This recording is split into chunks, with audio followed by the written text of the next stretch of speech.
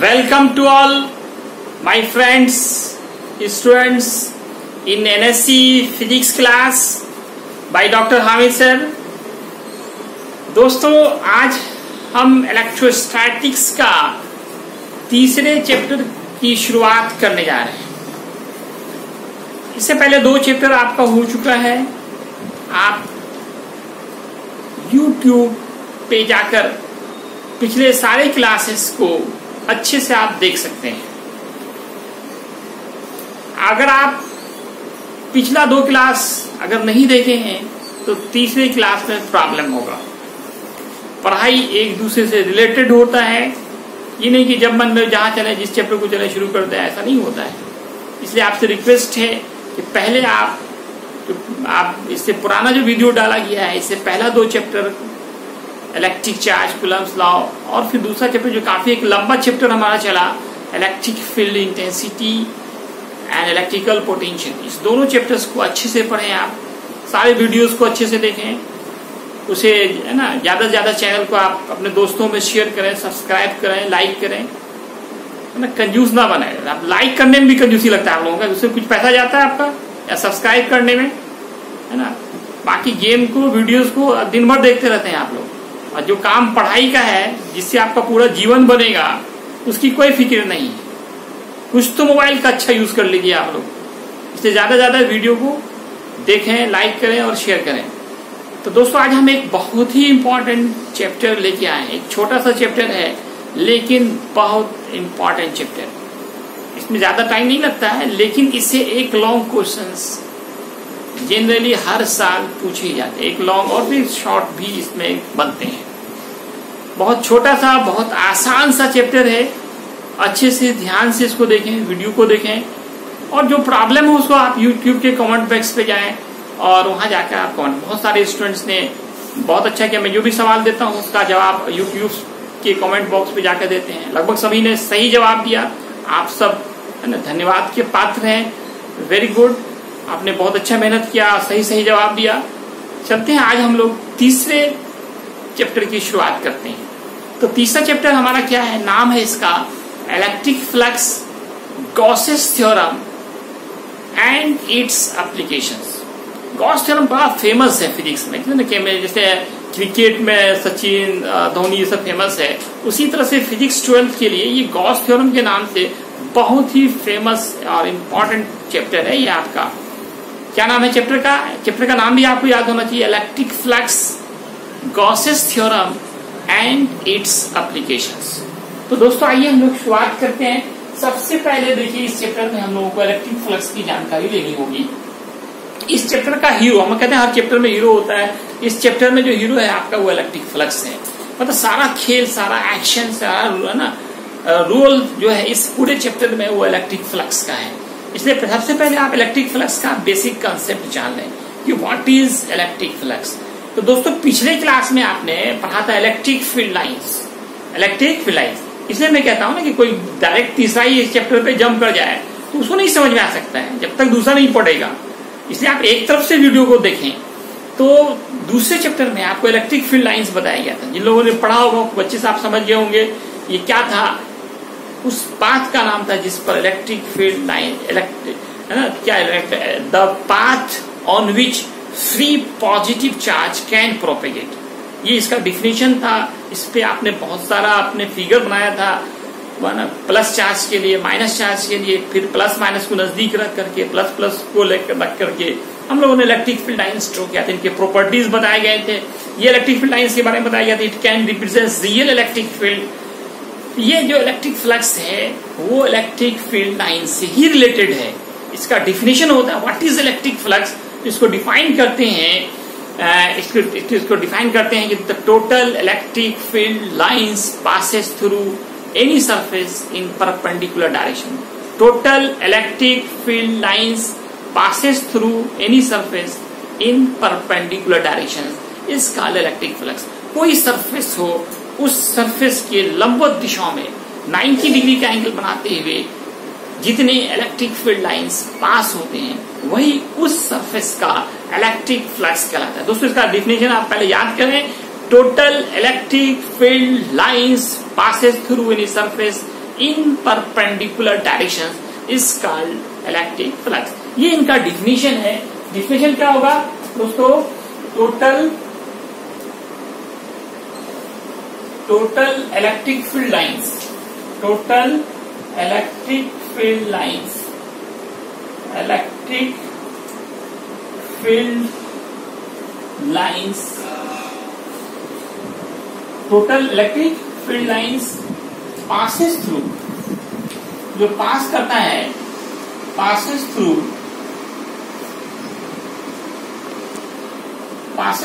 any surface. Total electric field line passes through any surface. Any surface is called, वो कहलाता है, is called electric flux. उसी का नाम इलेक्ट्रिक फ्लक्स है. उम्मीद है आपको याद हो चुका होगा. अभी आप याद करें, कल करेंगे, परसों करेंगे, वो सब कुछ नहीं. Total electric field lines passes through any surface. Total electric field lines passes through any surface in perpendicular direction. Perpendicular direction में लगाना है. Total electric field lines passes through any surface in perpendicular direction. Perpendicular 90 degree का angle बनाना हो, in perpendicular direction, perpendicular direction, लंबवत दिशाओं में perpendicular होना must है. perpendicular direction इस काल कहलाता है इलेक्ट्रिक फ्लक्स.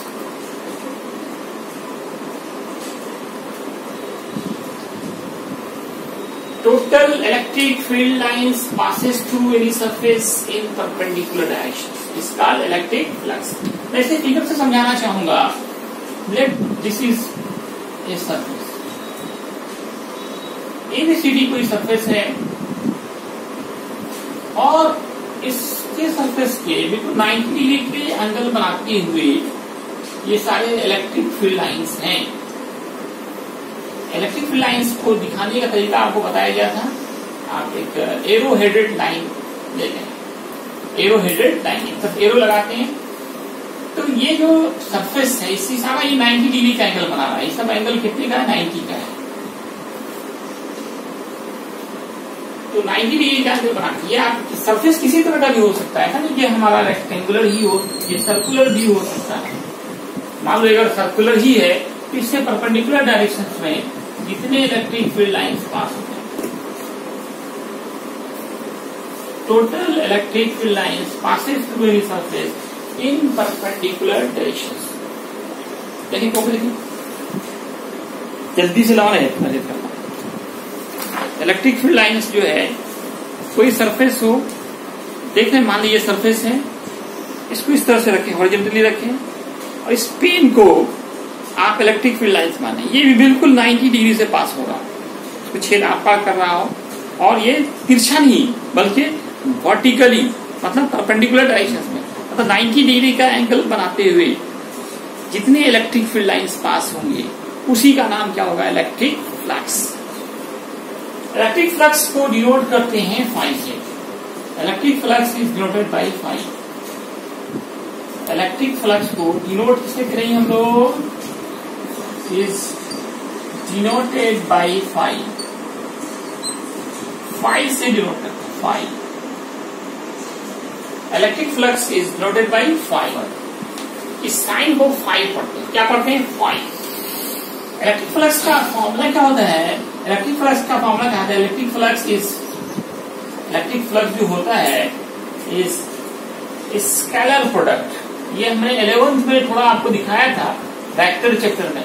वेक्टर में आपने पढ़ा था दो तरह से मल्टीप्लीकेशन होता है, स्केलर प्रोडक्ट, दूसरा vector product. Electric flux is scalar product of electric field intensity, electric field intensity या इलेक्ट्रिकल इंटेंसिटी भी बोल सकते हैं. इसी को डिनोट किया था कैपिटल से and area vector, and area vector.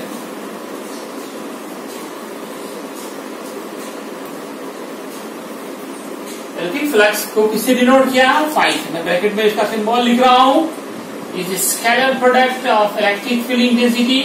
You know that electric field intensity is a vector quantity और एरिया वेक्टर से लेंगे आप। मतलब फाई का जो फॉर्मूला होगा वेक्टर ई डॉट वेक्टर ए होगा। ई वेक्टर है, एरिया वेक्टर लिए हैं, दो वेक्टर का प्रोडक्ट हमारा स्केलर हो रहा है, इसी को हम कहते हैं scalar product. Electric flux is scalar product of electric field intensity and area vector. और इसी को हम लिख सकते हैं इस तरह से, मॉड ई वेक्टर मॉड ए वेक्टर। क्या कीजिए आगे क्या होगा? Cos theta. तो शॉर्टकट में क्या लिख सकते हैं? E A cos theta. What is theta? Where theta क्या है दोस्तों? थीटा एंगल है। थीटा इज एंगल किसके बीच? Between E vector and A vector, इन दोनों के बीच का एंगल हमारा, ठीक है। तो इस तरह से एक बहुत इंपॉर्टेंट मामला, मैंने कहा ना इस चैप्टर का हीरो है, मतलब इस चैप्टर में सारा एक्शन, सारा खेल, सारा रोल इसी फाई का होना है। गॉस थ्योरम भी इसी इलेक्ट्रिक फ्लक्स से ही रिलेटेड है। इसलिए पहला मामला हुआ इस चैप्टर का, अभी याद करें आप, कल करेंगे परसों करेंगे नहीं, काल क्रोसो आज और आज क्रोसो अब। इस मामले को आप याद करें। फाई से क्या हुआ? इलेक्ट्रिक फ्लक्स स्केलर प्रोडक्ट, या इसका दूसरा नाम डॉट प्रोडक्ट होता है। तो vector E dot vector A हुआ हमारा, इसको हम लिख सकते हैं mod E mod A cos theta. Theta यहाँ पे क्या है दोस्तों? एंगल, इसके बीच का E and E vector and A vector. E से तो आप समझ गए, ई से क्या हुआ हमारा? Electric field intensity. यहाँ देखिए, यहाँ पे भी लिखा गया E for electric field intensity and A is area vector. अब इसका यूनिट और डायमेंशन आपको चाहिए। What is the SI unit of electric flux? It is very very important objective question. Note मतलब वेरी इंपॉर्टेंट ऑब्जेक्टिव क्वेश्चन। पहला objective यहाँ पे पूछा जाता है बार बार, what is SI unit of electric flux? अब आप फॉर्मूला जब जान चुके हैं तो खुद से निकालिए। आपने ई का यूनिट पढ़ा था न्यूटन पर coulomb, Newton by coulomb, area का मीटर स्क्वायर, और कॉस थीटा का तो कुछ होता नहीं है, तो क्या हुआ? न्यूटन मीटर स्क्वायर पर कूलम। कूलम नीचे है तो कूलम इनवर्स या पर कूलम कहेंगे। या इसका एक और यूनिट हो सकता है, एक और यूनिट क्या? ई का क्योंकि दो यूनिट आप पढ़े, एक तो न्यूटन पर कूलम, दूसरा वोल्ट पर मीटर, पुणे मीटर स्क्वायर, एक मीटर कैंसिल हो गया तो वोल्ट मीटर हो गया।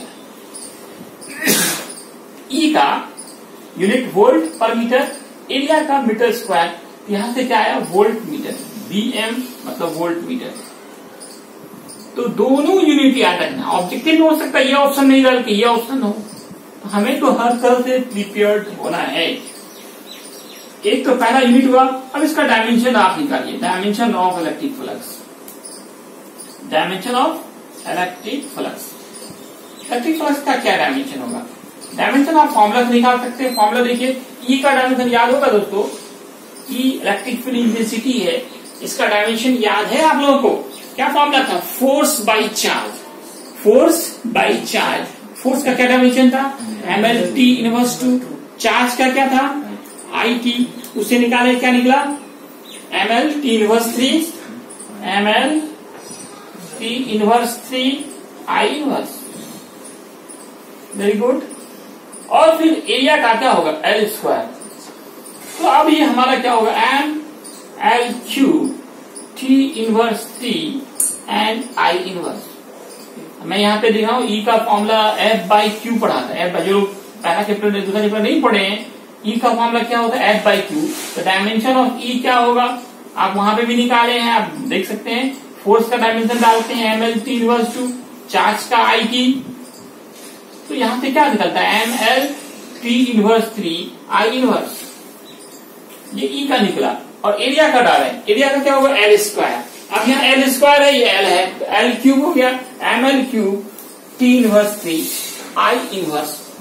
ये हमारा इलेक्ट्रिक फ्लक्स का नीचे आ रहा है, इसे स्क्रीनशॉट लीजिए। ठीक है दोस्तों, इसे नोट कर लें आप, स्क्रीनशॉट दिलाया जा रहा है, अच्छे से नोट करें। यूट्यूब दोस्तों हम लोग स्पेशल केस लिखने जा रहे हैं। स्पेशल केस आप प्राय हर जगह करते हैं, सेम डायरेक्शन, अपोजिट डायरेक्शन और परपेंडिकुलर डायरेक्शन। पहला कंडीशन जो केस 1 में हम लोग मान के चलते हैं कि electric field lines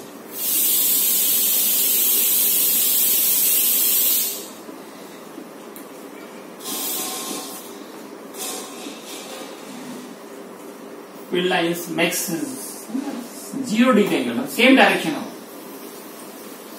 Electric field lines passes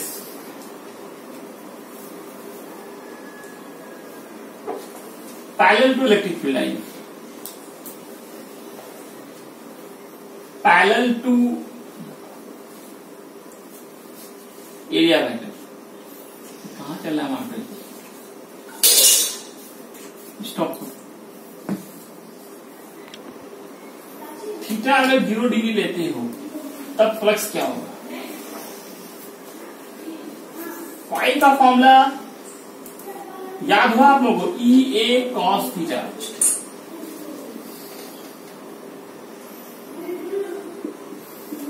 cos 0 degree डालें और कॉस 0 का जो वैल्यू होता है दोस्तों याद है आप लोगों को, cos 0 is 1, तो फाई बराबर हो गया E into A. It is maximum flux. ये भी एक ऑब्जेक्टिव पूछा जा सकता है, मैक्सिमम फ्लक्स कितना होगा, क्योंकि cos का मैक्सिमम वैल्यू 1 ही होता है। अगर आपका थीटा 90 डिग्री हो तब दोस्तों फाई क्या होगा? फिर फॉर्मूला याद करें, phi that is electric flux E A cos theta. Cos 90 will be 0, electric flux will be 0। अगर अपोजिट डायरेक्शन होगा तो थीटा का मान क्या होगा? अपोजिट में थीटा 180। इलेक्ट्रिक फ्लक्स क्या होगा दोस्तों? ई ए कॉस 180। कॉस 180 का वैल्यू याद है आपको? कॉस 180 का वैल्यू -100,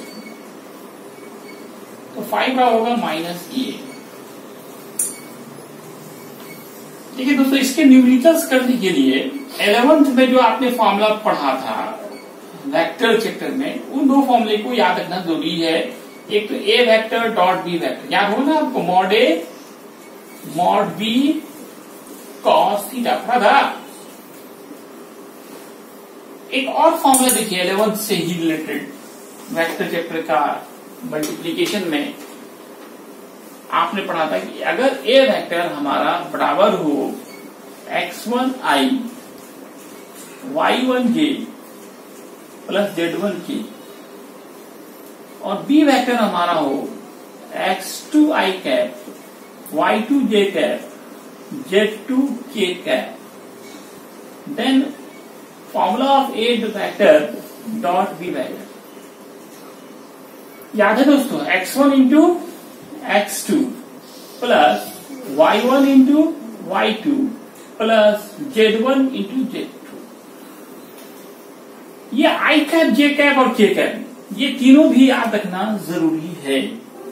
इसके बिना आप इस एक्सरसाइज के न्यूमेरिकल्स नहीं बना सकते। उम्मीद है आपको याद होगा, मैंने वेक्टर चैप्टर में कहा था ये 3 हीरो हैं, आई कैप, जे कैप और के कैप। आई कैप का डायरेक्शन ऑलवेज एक्स एक्सिस की तरफ होता है, वाई कैप का डायरेक्शन जे एक्सिस की तरफ, वाई एक्सिस में जो हम लोग यूनिट वेक्टर लेते हैं वो जे कैप लेते हैं, या ये कैप का डायरेक्शन कर सकते हैं अलोंग वाई एक्सिस होता है, और जे कैप का डायरेक्शन अलोंग जेड एक्सिस होता है। ये तीनों एंगल 90-90 होते हैं। ये जेड एक्सिस के बारे में कहा गया था, it is perpendicular to the both X and Y. Z axis actual में इस तरह से सोया हुआ नहीं होता है, यहाँ पे बिल्कुल खड़ा होता है। ये 3 डायमेंशन की जब बात होती है तो वहां पे इसका यूज करते हैं। जेड जो है वो एक्स और वाई दोनों के साथ 90 का एंगल बनाए हुए होता है। तो आई कैप, जे कैप, इन तीनों का मान भी आपने पढ़ा होगा। कैप जिसके ऊपर लगता है उसका नाम यूनिट वेक्टर है। आई कैप का वैल्यू आपने पढ़ा था, याद है? कैप है तो 1 होगा, जे कैप है तो 1 होगा, जिसके ऊपर भी कैप होता है उसका मान 1 होता है। तो दोस्तों बिना वेक्टर के फिजिक्स नहीं होता है, इसलिए जरूरी है कि आप वेक्टर को एक बार रिवीजन करें। 11th करेंट क्लास मैंने ऑनलाइन शुरू कर दिया है, वहां भी आप इसे देख सकते हैं। और अगर पिछली कॉपी है तो उसको एक बार देखें, तब जाकर पढ़ें तो फिर मजा है। अब मैं एक क्वेश्चन होमवर्क में दे रहा हूं, हर कोई YouTube पे जाकर इस क्वेश्चन का आंसर जरूर दे। बहुत आसान क्वेश्चन दिया जा रहा है।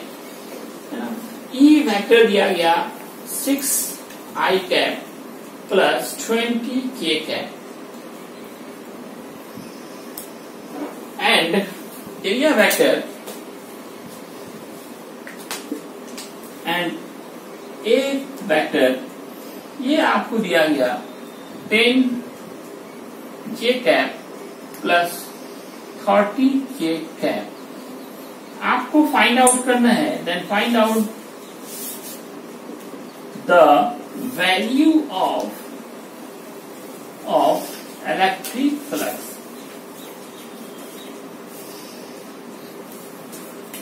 बहुत आसान क्वेश्चन है। आप इस फॉर्मूले का यूज करेंगे, x1 into x2 y1 into y2 plus z1 into z2। यहां मैं थोड़ा हिंट्स देना चाहूंगा, जैसे 6i cap plus 20k cap है, 6i cap plus 20k cap है यहाँ पे आपका ई वेक्टर।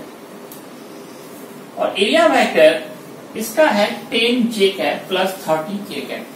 तो यहाँ पे देखिए, जैसे i और k है, j नहीं है, उसको हम 0j लिख सकते हैं। यहाँ j और k है, i नहीं है तो 0i लिख सकते हैं। फिर क्या करते हैं, i वाले को i के साथ मल्टीप्लाई करते हैं, j वाले को j के साथ और k वाले को k के साथ। इससे आसान लेकिन इससे इंपॉर्टेंट कोई क्वेश्चन नहीं हो सकता। उम्मीद है आप सभी लोग इस क्वेश्चन को सॉल्व करेंगे। कंपलसरी होमवर्क है और YouTube के कमेंट बॉक्स पे जाके आप थोड़ा एक्टिव बने, आप आंसर को जरूर उस पर शेयर करें। धन्यवाद।